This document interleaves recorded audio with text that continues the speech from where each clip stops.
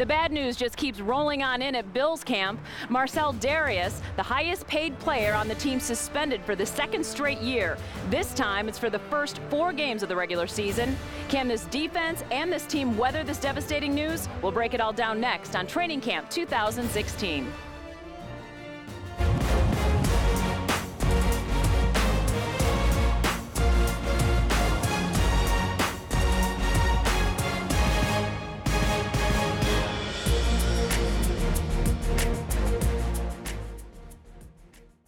Words really doesn't mean anything now. It's all action, and that's all I'm gonna do. And I'm gonna come back and do the best I can.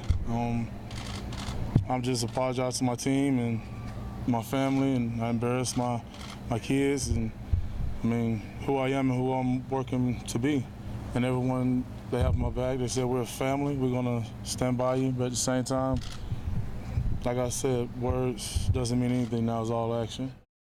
Welcome to Training Camp 2016. I'm Robin DeWitt, and I'm joined by former Syracuse and NFL offensive tackle Adam Terry. And the news just couldn't be worse for this Buffalo Bills team. What was your reaction when you heard about Marcell Dareus? Well, I hopped in the car, looked at my phone, saw it flash across, and it's one that it's a staggering blow to you. You know, it's one of those knockout blows. You're sitting there as a player, you have this trump card, you're ready to throw it down, and then somebody else throws out a bigger hand to you. And the NFL threw out the bigger hand, and it looks as though it's going to be a 4-game suspension.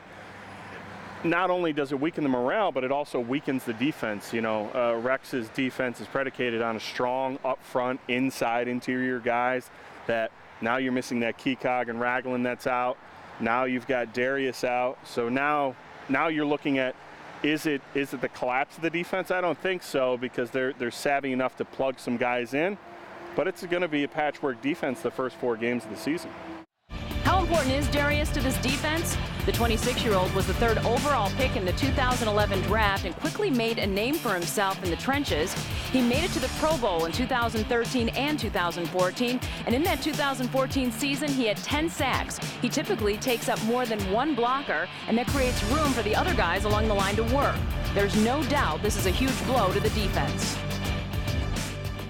I'm frustrated and disappointed, as is everybody in this organization, every teammate, you know, from top to bottom, and I'm sure our fans are feeling the same way.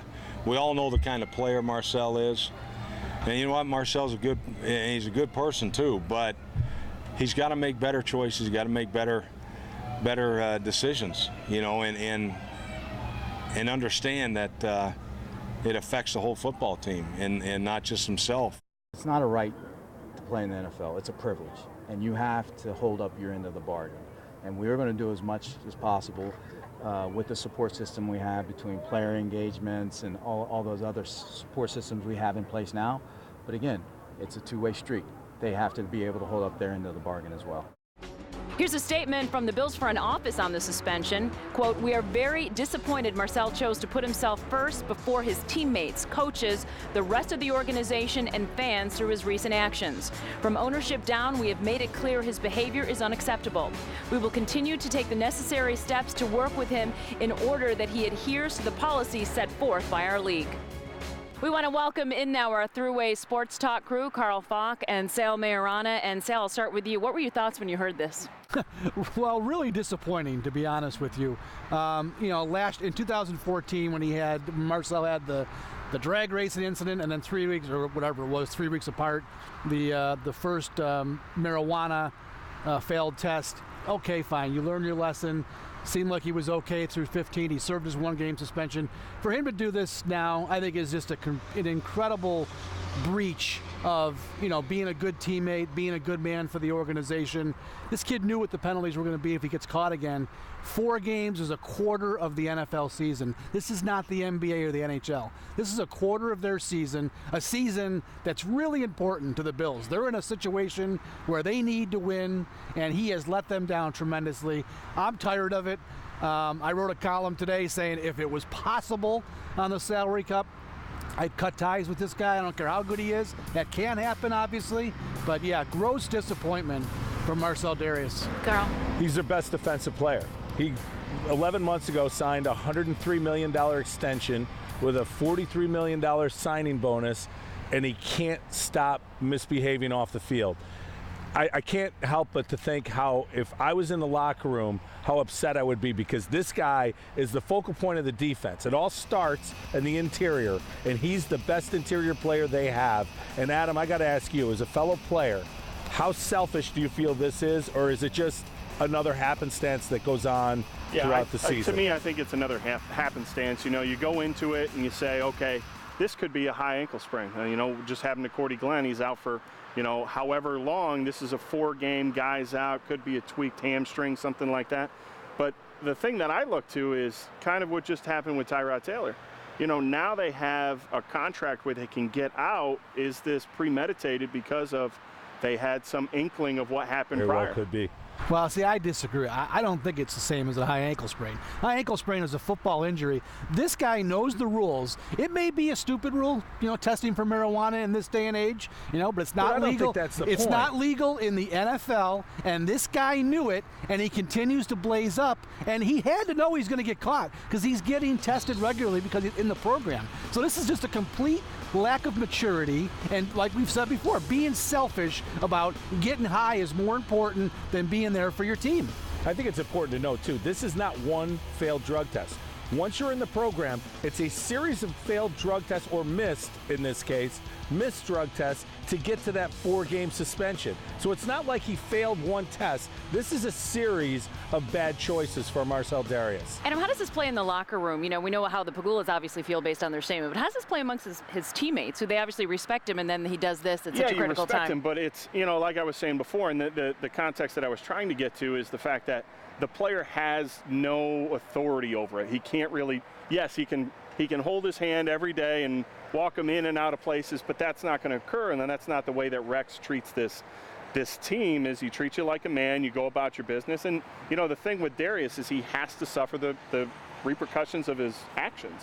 You know, as a player, you know, if I'm playing right guard, this happens to Dareus, I got to chalk it up and just move forward and continue to concentrate on, well, I got to get the guy across from me better, because we're missing, you know, the most firepower that we have on a defensive line. Yeah, how many times can you say next man up? I mean, they're kind of getting out of that, aren't they? Especially this.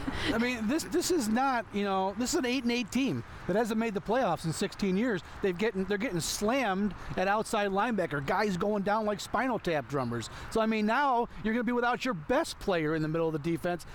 You know, their defense right now, all this talk about how they won the offseason from Rex, it's a complete disaster.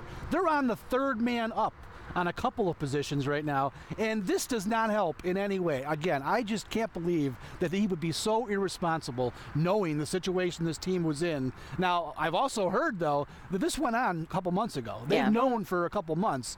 ESPN, there's some inside there that they think that Rex knew, which makes me just roll my eyes that he would say we won the offseason, because 2 months ago he knew this. That was before he said that, made that comment. So I don't know what Rex thought he won, but to me, this is a lose, lose, lose. And the other thing I want to say, this is not a Rex problem. It's not a Doug Whaley problem, nor is it a Pagula problem. This is a Marcell Dareus problem. It's a Carlos Williams problem. These guys are adults. They're adults. They can't have their coach and owner babysit them every single day. Carl, can they move on from this? Well, they're going to have to, and it's, you said, next man up. In this case, it's Kyle Williams, who's coming off a bad knee injury and is a little age, mid-30s now, or early 30s, which for the NFL, as you know, that's ancient. And Corbin Bryant, who's been a nice player as a rotational guy, but now that guy's got to be out there every down. It's a tough situation for the team. All right, well, coming up, the Bills have put their trust into Tyrod Taylor. We're going to talk a little bit about the quarterback's new contract and the type of leader he's becoming on this team. That's next on Training Camp 2016.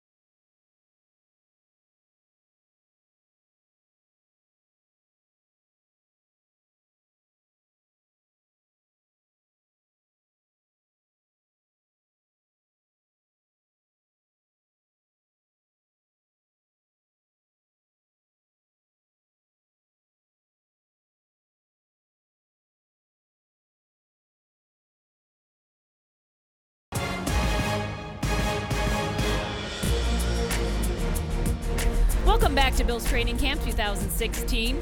This is a look at the arch that fans walk through to the stands at the practice field here at St. John Fisher College, just outside of Rochester. Okay, well, the biggest news from camp so far is the Bills locking up their quarterback, Tyrod Taylor, with a 6-year contract extension.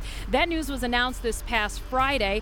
This will be Taylor's second season with the Bills after signing as a free agent last year. He won a three-way battle for the starting spot and then went on to post some impressive numbers in his first year as a starter in the league, completing almost 64% of his passes for more than 3,000 yards and 20 touchdowns. So is he concerned about the expectations that will come with the new contract? No. The expectations are always high when you play quarterback. You're the one that ultimately drives the team.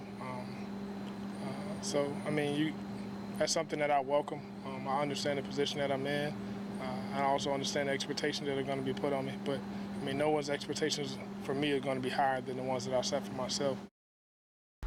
Adam, how important is it for the team, the players, to see that the organization is supporting Tyrod Taylor in this way? Well, it starts to eliminate the chatter of a battle. Yeah. You know, if we waited another week, we would be talking about Cardell Jones maybe even getting into the picture.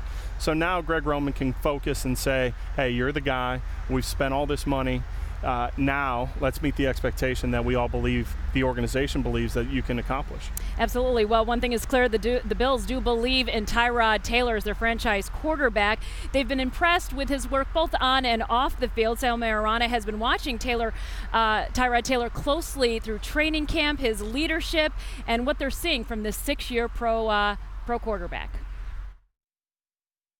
Hi, guys. Yeah, Tyrod Taylor, clearly, from when he arrived last year to this season, has become the leader of the offense, and he has to be. He's the quarterback. It's one of the reasons why the Bills have signed him to the big contract right now. They know that you've got to have this guy in place. He's grown tremendously in the year he's been here. I was really impressed in the offseason the way he took charge of this offense, really exerted himself, and we've seen it out here at training camp at St. John Fisher. Guys are now gravitating towards him, and with the wide receiver competition as wide open as it's been, he's really been a key guy in that, getting all these guys involved. So I love what I've seen from Tyrod Taylor. Now the key is going to be, A, keep him healthy, and hopefully all this translates into the regular season so he can start earning that big contract. Yeah, he's a leader. That's one thing that's sticking out to me, and he's gotten better. I think everybody that plays enough and be on the field enough, you're going to get better if you're competing every day. He's the kind of guy that wants to attack problems, and I always say I want to know about a problem as soon as possible. You know, we want to attack how it can be better, and that's definitely how he is approaching it. I've always been a lead by example guy, and I still am now, but whenever there's an opportunity for me to speak, and I feel that the opportunity is right, I definitely will put my 2 cents in, whether it's correcting the guy on the field, getting everybody on the same page. It's things that has to come from the quarterback. And as we just heard Tyrod say, he understands he's the quarterback. He has to be the leader of this team. I think he's doing a really good job. Guys are starting to really understand how important he is and that he's a guy they can trust. Back to you guys. All right, thanks, Sal. Adam, what kind of growth have you seen in Tyrod? Well, now he gets to take guys off to the side, show them the finer points of how he wants them to run a route, not how they're being taught in the film room. But hey, break it off here. I'll put the ball there for you. And then once he gets everybody in the huddle, now they have a bona fide leader that people can rally around, and he can be the Pied Piper in and out of the locker room. Well, the stiffest competition in camp might be at the wide receiver spot. Sammy Watkins and Robert Woods have the first 2 spots locked up, but the slot position and backup spots, well, they're wide open at this point. The players competing for those spots, well, they're not household names. Greg Salas, Greg Little, Des Lewis, but they've certainly had their moments here at training camp, and speedster Marquise Goodwin is turning heads. Rex Ryan has called him a guy he can depend on. Competition's always thick. Just look forward to the opportunities presented each day. Make the most of them. Make plays when they come to you, and don't make excuses. I think, we're bringing the best out of each other. Everyone sees everybody making plays. Everybody top to bottom in our receiving room is making plays out here. So it's exciting to watch, and I think it brings the best out of you. Adam, this is going to be a big decision for the coaches. What do you think they're looking for to help them make those decisions? Well, I think it's going to be a lot of what we just talked about. Tyrod Taylor saying, hey, this is the guy that I like, and this is the guy that I like running these route combinations. So I think he's going to be a bigger voice opposed to last year. And then you have to start to see what those combinations are and who best fits them. Now, the slot receiver is also positioned that they need some help with. They need to improve in that red zone this season. You know, and can that guy in that slot be Charles Clay? Can you move him out a little bit and then work him in the red zone? But then you look at Salas and those other guys in that combination to really say, there is an opportunity. They've played on different teams, and now can they make it work in Buffalo? Well, coming up, it's time for Terry Talk. This week, our resident pro, Adam Terry, goes inside the game with Charles Clay, and you're going to want to hear how many catches the big tight end is going for this season. Stay with us.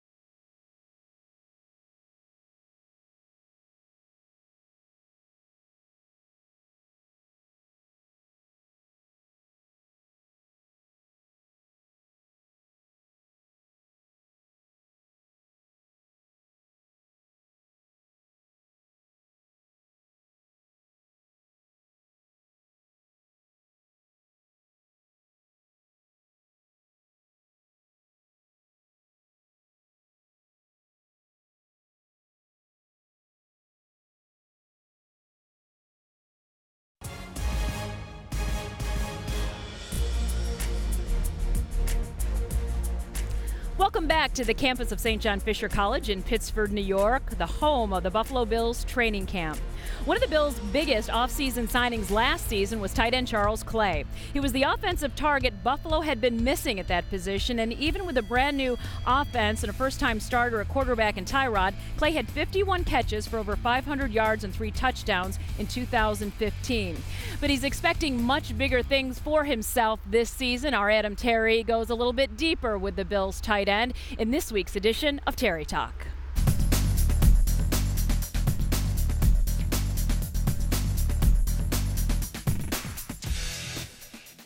Week 14, you go out on IR, right? Yeah. How do you feel now? I feel good, man. Long process. We got a good training staff here that's worked with me.